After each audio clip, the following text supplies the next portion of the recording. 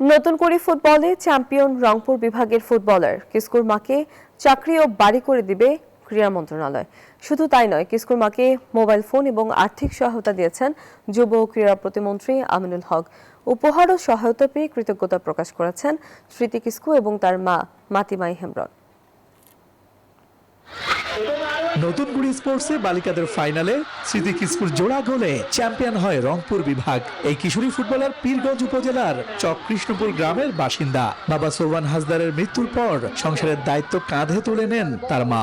পরিবারের অভাব অনটন দূর করতে বিভিন্ন বাড়িতে গৃহকর্মীর কাজ করে মেয়ের স্বপ্ন পূরণে পাশে ছিলেন তিনি।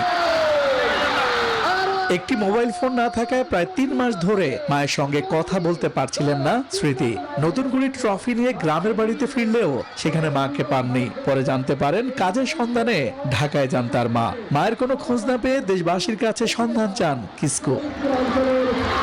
যুক্তরাষ্ট্রের 1 নম্বর জিম চেইন গোল্ডস জিম এখন আবারও বাংলাদেশে। বসুন্ধরা আবাসিক এলাকা ও বসুন্ধরা সিটি শপিং মলে।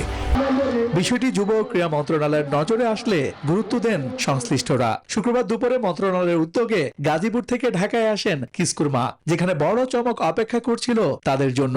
কিস্কুর মাকে আর্থিক সহযোগিতার পাশাপাশি চাকরি ও বাড়ি করে দেওয়ার ঘোষণা দেন যুব ও ক্রীড়া প্রতিমন্ত্রী।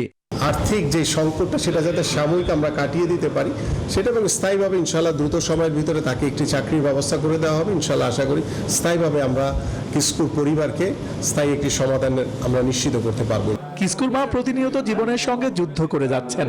আর্থিক সহায়তা পেয়ে মন্ত্রণালয়ের প্রতি কৃতজ্ঞতা প্রকাশ করেন কিস্কু ও তার মা। আমরা বিভাগে খেলতে গেছিলাম, চ্যাম্পিয়ন হয়েছি। তোমাকে দেখার ইচ্ছা করতেছে অনেক, তুমি থাকলে ভালো লাগতো। দেখার পরে তারপর তো ফোনের যোগাযোগ নাই, যার কারণে আমি আর কিছু বলতেছি না। যা হলো মোবাইল দেখে ওদেরকে আমি বলবো যে এটা তো আমার মেয়ে, ওই রকম আমি বলবো।